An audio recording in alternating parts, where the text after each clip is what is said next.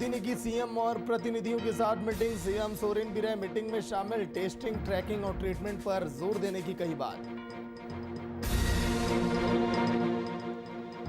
CM Soren ने खिलाड़ियों के हित में लिया बड़ा फैसला। खिलाड़ियों को सौंपा गया नियुक्ति पत्र। 27 खिलाड़ियों के गृह विभाग में आरक्षण के पद पर नियुक्ति।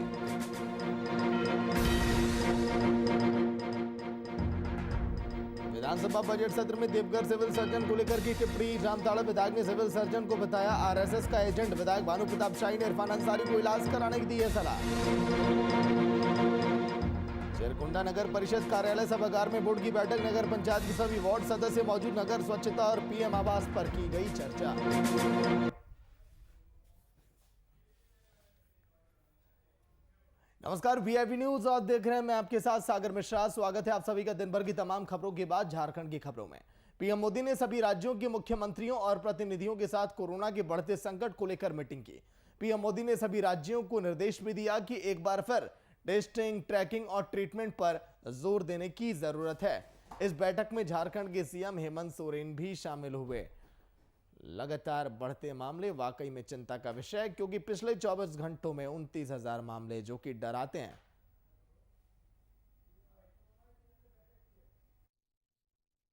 कोरोना संक्रमण का 1 साल से भी ऊपर अवधि बीत चुका है। बीच में कोरोना की संख्याएं बड़ी तेजी से देश में घट रही थी। अचानक कुछ राज्यों में कोरोना संक्रमण की संख्याओं में इजाफा देखा जा रहा है। इसको लेकर प्रधानमंत्री जी ने पूरे देश के मुख्यमंत्रियों के साथ अपने अपने राज्यों का, विशेषकर उन राज्यों पर जहां की संख्याएं बढ़ रही थी, उनकी बातें सुनी गई। संवाददाता शुभम कुमार फोन लाइन पर। शुभम, आज के दिन बैठक में क्या बातें हुई, क्योंकि वीडियो कॉन्फ्रेंसिंग के जरिए जो सभी राज्यों के सीएम से पीएम नरेंद्र मोदी ने चर्चा की, इसी पर जोर देने अमन को देखते हुए प्रधानमंत्री ने एक आवश्यक बैठक बुलाई थी। जिस तरीका से इस बैठक में साफ तौर पर निर्णय लिया गया था कि राज्य में कैसे बढ़ते कोरोना के संक्रमण को रोका जा सके, और जिस तरीका से झारखंड के मुख्यमंत्री हेमंत सोरेन ने भली भांति इस कह सकते सवालों का जवाब दिया। और जिस तरीका से जो स्थिति है झारखंड में देखा जाए तो लोगों की लापरवाही बिल्कुल सामने आ रही है। उसी को कह सकते हैं कि मुख्यमंत्री हेमंत सोरेन ने एक बात कही, और मुख्यमंत्री हेमंत सोरेन ने साफ तौर पे कहा है कि जिस तरीका से झारखंड में जो कोरोना का जो बढ़ता ग्राफ देखने को मिल रहा है, उस पर कैसे अंकुश लगाया जा सके, उस पर यह चर्चा हुई है। जी। लेकिन शुभम, क्या लग रहा है, क्योंकि कई राज्यों में ऐसे हालात हैं जहां पर लॉकडाउन भी लगाया जा रहा है। अगर आगे मामले इसी तरह बढ़े तो क्या इस तरह के फैसले भी लिए जा सकते हैं अन्य राज्यों में भी? जी बिल्कुल, देखिए जिस तरीका से कोरोना के बढ़ते संक्रमण को देखकर तमाम ऐसे कुछ राज्य हैं झारखंड को छोड़कर जिसमें नाइट कर्फ्यू लगा दिया गया है। लेकिन जो बहरहाल झारखंड की स्थिति है, अभी स्थिति सामान्य है, लेकिन लोगों को जागरूक होने की जरूरत है। और मुख्यमंत्री हेमंत सोरेन लगातार प्रयास कर रहे हैं कि जिस तरीका से कह सकते कोरोना के जो गाइडलाइन बनाए गए हैं केंद्र सरकार के द्वारा, चाहे वो राज्य सरकार के द्वारा, उसमें कहीं ना कहीं अंकुश लगाने की जरूरत है। और जिस तरीका से और उस गाइडलाइन का पालन करने की जरूरत है राज्य की जनता को, और राज्य की जनता को इस बार जागरूक होने की जरूरत है। जिस तरीका से देखा जाता है कि झारखंड में आए दिन क्या सोशल डिस्टेंसिंग की धज्जियां उड़ाई जाती हैं, चाहे वो लोग मास्क नहीं पहनते हैं, तो इन तमाम चीजों पर कहीं ना कहीं झारखंड की जनता को ध्यान देने की जरूरत है। जी चलिए, शुक्रिया पूरी जानकारी के लिए। पीएम ने की सीएम के साथ सभी राज्यों के आज के दिन बातचीत वीडियो कॉन्फ्रेंसिंग के जरिए।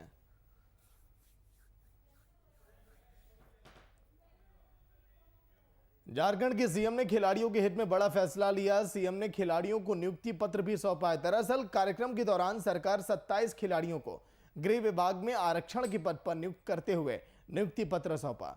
वहीं सीएम ने जनता को संबोधित करते हुए कहा कि खिलाड़ियों की दुर्दशा काफी चिंताजनक है। खिलाड़ियों के उत्थान के लिए मौजूदा राज्य सरकार सजग है। रांची की ये तस्वीर। बहुत खुशी है इस बात की। बहुत लंबा प्रोसेस चला ये नियुक्ति पत्र मिलने का, लेकिन आखिरी में हो गया और इससे लोगों की प्रोत्साहन और बढ़ेगी कि आगे आकर आप गेम खेलें और एज अ करियर आप इसे ऑप्ट कर सकते हैं। इस मुकाम तक पहुंचने में किन किन कठिनाइयों का सामना करना पड़ा, क्या क्या समस्याएं आई? हाँ, बहुत पहले से ही, बचपन से ही जब हम लोगों ने गेम खेला तो होते हैं, लोग बोलते हैं बहुत कुछ कि अभी गेम खेल रहे हैं, फिर एक एज आने के बाद में आप हमेशा बोलते हैं कि हाँ सेटलमेंट की ज़रूरत होती है, और एक बार अब सेटलमेंट की बात हो गई है तो फिर अब सब लोगों के एक अंदर में एक इंस्पिरेशन है कि हाँ चलो आगे गेम खेले जा सकता है और अपना एक करियर देखा जा सकता है। बहुत ज़्यादा एक्साइटमेंट है। किसी ने कहा है हेमंत है तो हिम्मत है, वेरी गुड। और जो इस सरकार ने किया है, शादी किसी स्पोर्ट्स के लिए और किसी ने किया होगा। किस खेल से आते हैं? हैंडबॉल से। क्या कठिनाइयों का सामना करना पड़ा और आज नियुक्ति पत्र मिला है, कैसा महसूस हो रहा है? एक्साइटमेंट तो सर बहुत ज़्यादा है, लेकिन लास्ट 1-1.5 साल से कोविड के वजह से, उससे पहले बहुत सारे प्रॉब्लम थे, लेकिन एक उम्मीद का किरण समझ में आया। हेमंत के साथ साथ हिम्मत भी नज़र आई है। अभी भी हम कई खतरों से घिरे हैं। आज भी हमारे प्रधानमंत्री जी के साथ आज इस वैश्विक महामारी के पुनः बढ़ने की वजह से एक चर्चा होनी है।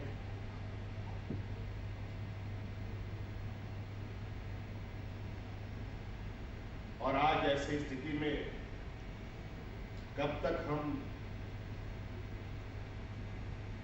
ठहरे रहेंगे, ये भी एक बहुत बड़ी चुनौती है। कुमार कामेश फोन लाइन पर पूरी जानकारी के साथ। कामेश, खिलाड़ियों के हित में बड़ा फैसला, क्योंकि लगातार विपक्ष कई बार ये सवाल उठाता रहा कि ये सरकार खिलाड़ियों के हित में कभी नहीं सोचती। कामेश, देखिए सागर, झारखंड को बने हुए 20 साल हो गए। 20 साल के इतिहास में यह पहली बार हुआ है कि किसी सरकार ने यहाँ के खिलाड़ियों को, जो गोल्ड मेडलिस्ट हैं या बेहतर खेल का प्रदर्शन किए, उन्हें सीधे नियुक्ति पत्र सौंपा हो।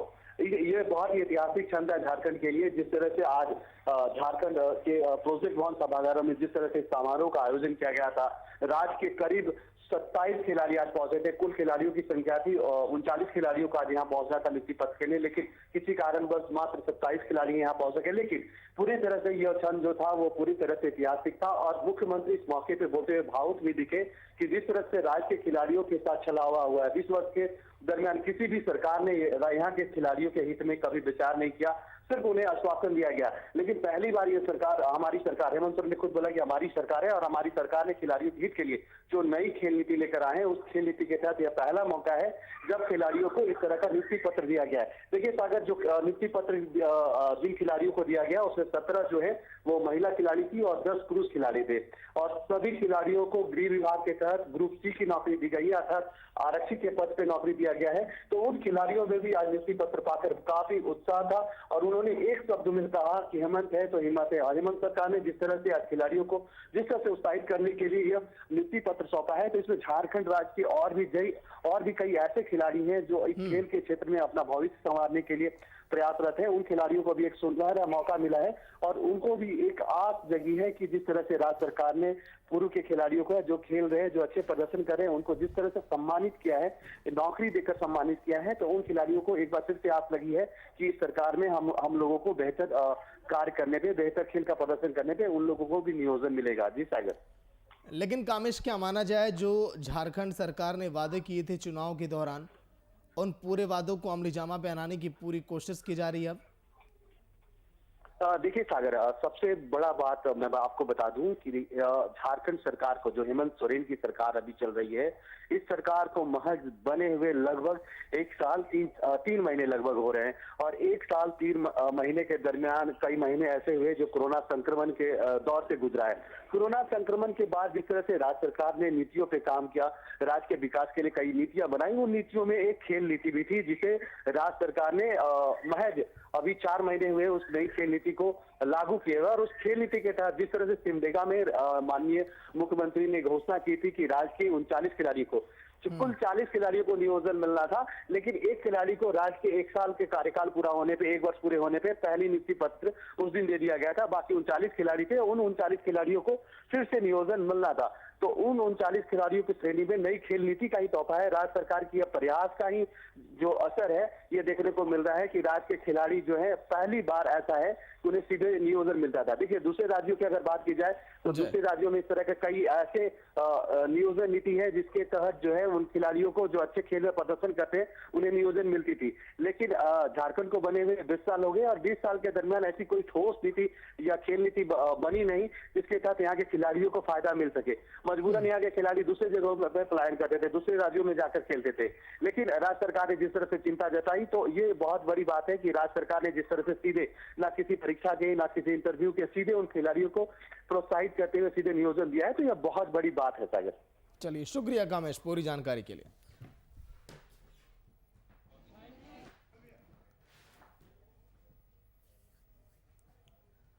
और पश्चिम बंगाल में चुनाव प्रचार के दौरान केंद्रीय मंत्री अर्जुन मुंडा के काफिले पर हमला हुआ। इस घटना को लेकर बीजेपी में खासा उबाल अब देखने को मिल रहा है। इस मुद्दे पर बीजेपी के विधायक दल के नेता बाबूलाल मरांडी ने अर्जुन मुंडा के काफिले पर हुए हमले को लोकतंत्र पर हमला बताया। इस घटना पर टीएमसी को जिम्मेदार ठहराया। मॉब लिंचिंग की घटनाओं को सरकार की कमजोरी करार दिया गया है। केंद्रीय मंत्री अर्जुन मुंडा के काफिले पर हमला और हमले पर बीजेपी में अब गुस्सा दिखाई दे रहा है। पश्चिम बंगाल में लगातार लोकतंत्र की हत्या हो रही है। ये अर्जुन मुंडा के ऊपर हमला नहीं है, लोकतंत्र के ऊपर हमला है। अब इससे बड़ा दुर्भाग्य क्या होगा कि भारत सरकार के मंत्री और झारखंड प्रदेश के पूर्व मुख्यमंत्री अगर वो चुनाव प्रचार में जाते हैं और उनके काफिले पर हमला होता है तो इससे एक बात तो स्पष्ट हो गया कि तृणमूल कांग्रेस समझ चुकी है कि अगर चुनाव के बाद क्या होने वाला है और इसलिए इस प्रकार के वो हमला करवा रहे हैं। पश्चिम बंगाल में लगातार लोकतंत्र की हत्या हो रही है। ये अर्जुन मुंडा के ऊपर हमला नहीं है, लोकतंत्र के ऊपर हमला है।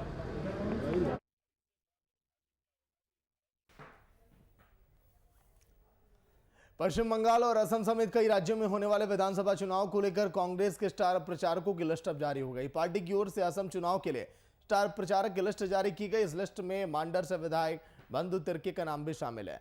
स्टार प्रचारक को बंधु तिर्की बनने के बाद उन्होंने खुशी भी जाहिर की, साथ ही कांग्रेस आलाकमान को धन्यवाद भी दिया है। सबसे पहले तो राष्ट्रीय अध्यक्षा सोनिया जी को, राहुल गांधी जी को और हमारे प्रदेश के प्रभारी पीएन सिंह जी को और प्रदेश अध्यक्ष रामेश्वर उरांव जी को, सीएलपी के लीडर आलमगीर आलम जी को बहुत बहुत मैं उनके प्रति आभार व्यक्त करता हूं। और जो जिम्मेवारी मिली है, चूँकि असम में काफ़ी हमारे जनजाति समुदाय के लोग रहते हैं, हम जाएंगे और अपने प्रत्याशी को जिताने के लिए भरसक मेरा जो काम करने का तरीका है उसी अंदाज में वहाँ उस इलाके में जाकर प्रचार प्रसार करेंगे 1-2 दिन के बाद में असम के लिए। और विधानसभा बजट सत्र के दौरान सदन के अंदर एक बार फिर जामताड़ा विधायक इरफान अंसारी ने देवघर सिविल सर्जन को लेकर टिप्पणी की। सिविल सर्जन को आरएसएस का एजेंट कहकर संबोधित भी किया गया। साथ ही उन्होंने दुख प्रकट करते हुए एक आरएसएस एजेंट के बड़े पद पर विराजमान होने को बेहद दुखद जताया। इस मामले में विधायक भानु प्रताप शाही ने इरफान अंसारी पर पलटवार करते हुए कहा कि रेनपॉस में इलाज करवाने की उन्हें सलाह भी दी गई। भानु प्रताप आपके बीच नहीं होंगे, ये सलाखों के बीच होंगे। इसलिए कुछ भी बोलने से पहले सोचना चाहिए। सदन है, मजाक का खड़ा नहीं है। कांग्रेस मैं भी उनको राम सलाम बोल सकता हूँ। एक चीज छोड़ के सब मैं लॉजिक से बात किया। देखिए सिविल सर्जन, अब देखिए तो आप उनको बचा रहे हैं। आरएसएस, देखिए ये आरएसएस का एजेंट है। हमारी सरकार में अगर आरएसएस वाले लोग जो ऑफिसर है, अगर आप ठीक है आरएसएस के आप बहुत बड़े वक्त है, प्रचारक है, तो घर के बाहर कीजिएगा, ऑफिस के बाहर कीजिएगा।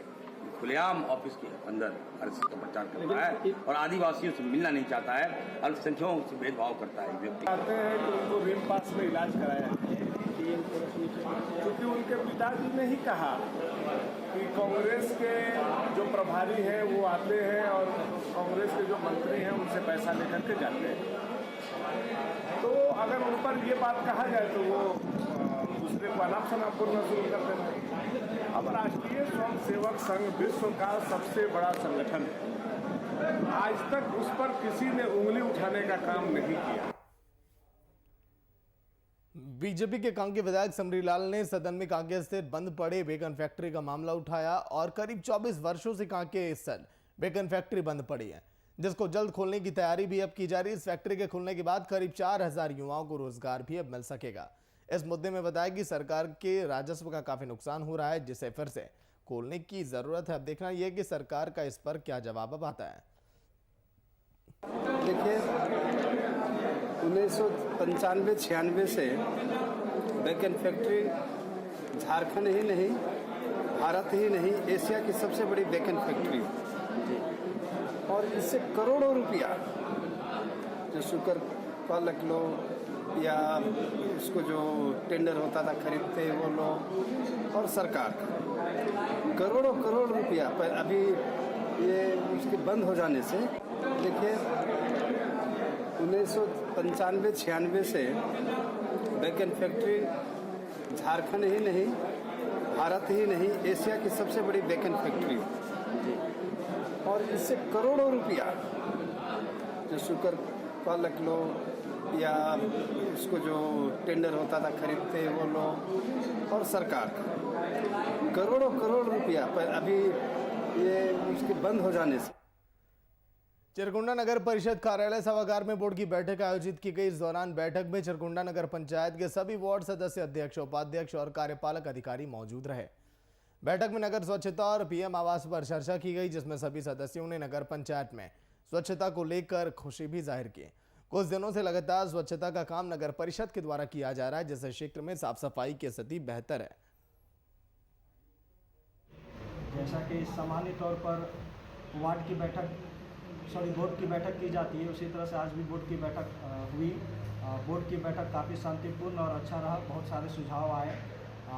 प्रमुख मुद्दा हम लोग का साफ़ सफाई का था। साफ़ सफाई पर करीब सभी पार्षदों ने संतोष व्यक्त किया। उनका कहना है कि नहीं, अभी साफ़ सफाई हो रही है। थोड़ा पायोनियर को कुछ और हम लोगों ने डायरेक्शन दिया है और घर घर कचरा उठाव करने का हम लोगों ने निर्देश दिया है।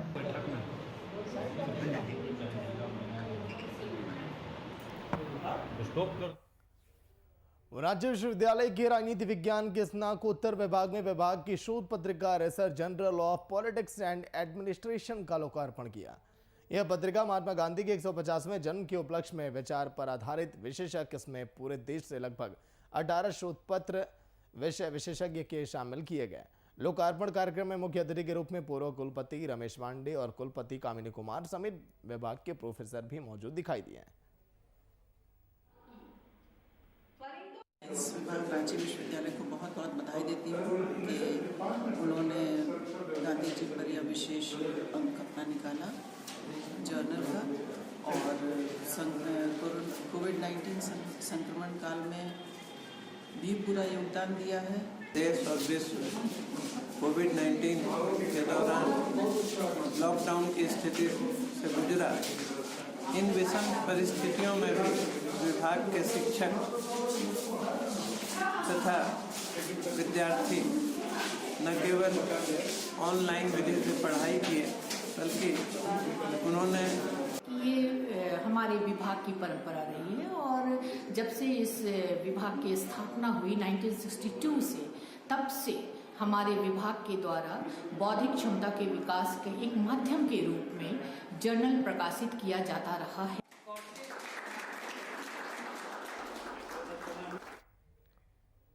गिरिडीह के अतिवीर स्टील समूह में आयकर विभाग की टीम ने बड़ी कार्रवाई शुरू की। झारखंड और बिहार के 100 से अधिक अधिकारियों और कर्मियों अतिवीर समूह के दर्जन भर ठिकानों पर छापेमारी शुरू की गई। फिलहाल आयकर विभाग इस कार्रवाई के बारे में कुछ भी नहीं बता रहा है। टीम के साथ सीआरपीएफ के जवान भी शामिल हैं।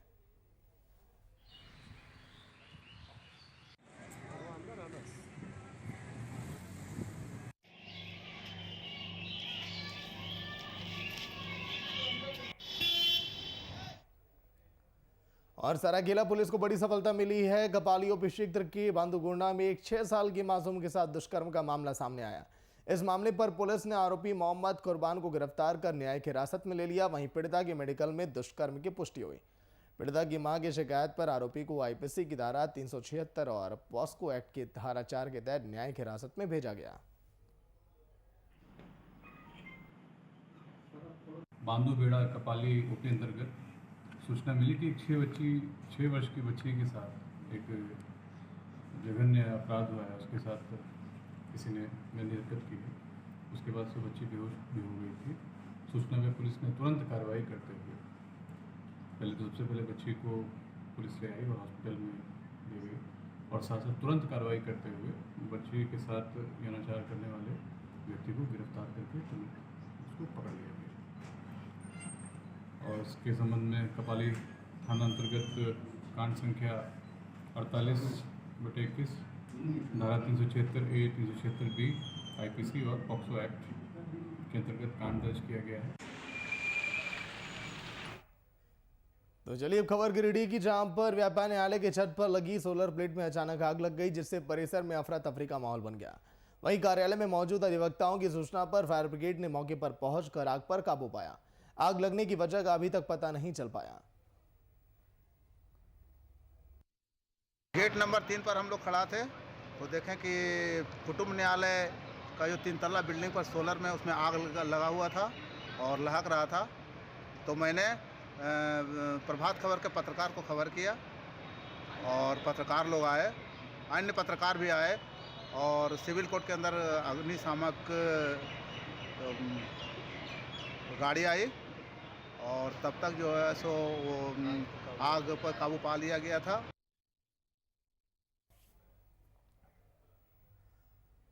और बढ़ते कोरोना के मामले पर झारखंड में लगातार लोगों को जागरूक किया जा रहा है और कोरोना वायरस संक्रमण को लेकर लोग लापरवाही ना बरतें। झारखंड में मार्च महीने में कोरोना के आंकड़ों में बढ़ोतरी हुई। 1 मार्च से अब तक 679 पॉजिटिव केस भी आ चुके हैं। मार्च महीने में हर दिन अब तक आंकड़ा दहाई के पार पहुंच चुका है।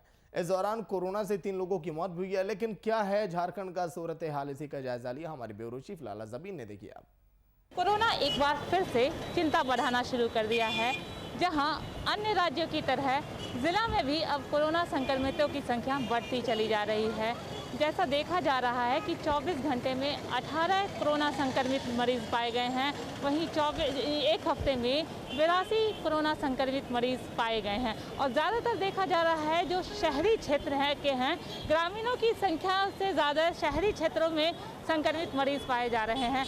और सबसे बड़ी बात यह है कि ये जो बढ़ रहा है मामला, वो ज़िला प्रशासन की तरफ से जो गाइडलाइन जारी किए गए थे उसका लोग अनुपालन नहीं कर रहे हैं। इसकी वजह से ये जो है कोरोना संक्रमित की मरीजों की संख्या बढ़ती चली जा रही है। और इस वक्त मैं खड़ी हुई हूँ जो यहाँ पे साक्षी में, यहाँ पे देख सकते हैं कि लोग आ रहे हैं। बहुत सारे लोग जो हैं मास्क पहने हुए हैं, सोशल डिस्टेंसिंग का पालन कर रहे हैं। लेकिन कुछ ऐसे लोग भी हैं जो यहाँ पे जो सरकार की तरफ से जो गाइडलाइन आई है, मास्क पहने, सोशल डिस्टेंसिंग का पालन करें, वो इस तरह से नहीं मान रहे हैं। लेकिन काफ़ी संख्या में देखा जा रहा है कि यहाँ पे लोग मास्क पहने हुए हैं, सोशल डिस्टेंसिंग का भी पालन कर रहे हैं। अब मैं आपको ले चलती हूँ, उन सभी लोगों से बात करती हूँ कि किस तरह से वो इस खतरनाक बीमारी कोरोना से अपना बचाव कर रहे हैं, किस तरह से है ना कोरोना को भगाने का काम कर रहे हैं। मास्क पहने हैं? नहीं पहने। नहीं पहने तो क्या कर रहे हैं? मास्क पहने सर बोलिए। हाँ, क्या बोलेंगे सर। किस कोरोना से बचने के लिए क्या कर रही हैं? मास्क जरूरी है, और क्या, सोशल डिस्टेंसिंग। तो आप लोग पहनी है मास्क? लगाए। कोरोना की संख्या बढ़ रही है, आपने मास्क नहीं लगाया, क्या बोलेंगे इसमें? मास्क लगाए थे, अभी खोल दिए, पानी पीने के लिए। पहले मास्क लगाइए।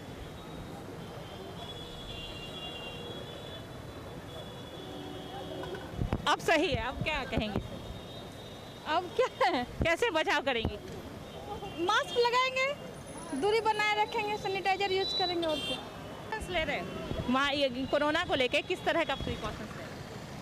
यहाँ पर तो सभी घूम रहे हैं और क्या, मास्क लगा के और कोरोना के सभी बारे में अच्छे कर रहे हैं, मैंने सपोर्ट कर रहे हैं कि कम से कम कोरोना ना फैले। कोरोना से बचाव के लिए किस तरह का काम कर रहे हैं? हाँ, मास्क लगाने के लिए बोल रहे हैं, लोगों को समझा रहे हैं कि मास्क लगाइए, मास्क लगा के चलिए भीड़ भाड़ में, तो कोरोना बढ़ रहा है दिनों दिन, यही बात कहते हैं। लगातार जांच कर। हाँ, जांच भी करा लें यहाँ भी एक दिन शिविर भी लगा था, जिससे हम लोग भी समझाए और कहे कि शिविर भी लगा है, वहाँ जांच कराइए, कोरोना टेस्ट कराइए और मास्क लगा के हमेशा चलिए, भीड़ भाड़ में बिना मास्क के मत जाइए।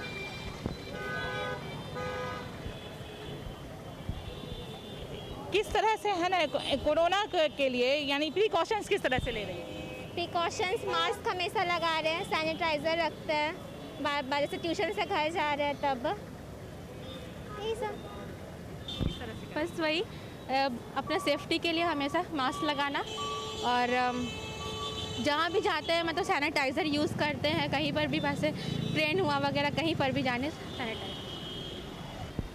कोरोना फिर से फैल रहा है तो इसके लिए बचाव के लिए आप क्या कर रही हैं? मास्क पहन रही हूँ और जगह जगह बांट भी रही हूँ। लेकिन आप मास्क अभी तो पहना नहीं है। यहाँ अब भी उतारे हैं, लिट्टी खाना था, सुबह से कुछ खाया नहीं था। मास्क पहनिए पहले।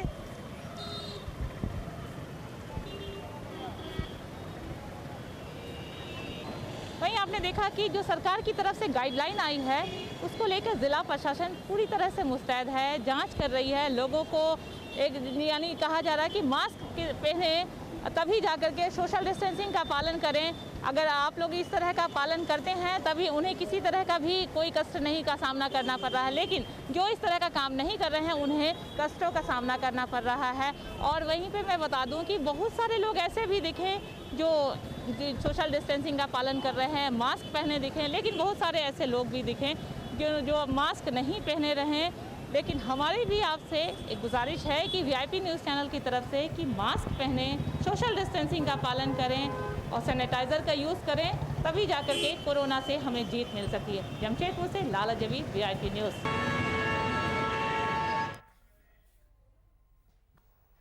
तो वीआईपी न्यूज़ ग्राउंड के साथ ही साथ अपने दर्शकों को भी लगातार जागरूक कर रहा है कि कोरोना एक बार फिर से वापसी कर चुका है, इसीलिए आप सतर्क रहिए और कोरोना से आप जरा बच के। फिलहाल इतना ही। देखते रहिए वीआईपी न्यूज़। नमस्कार।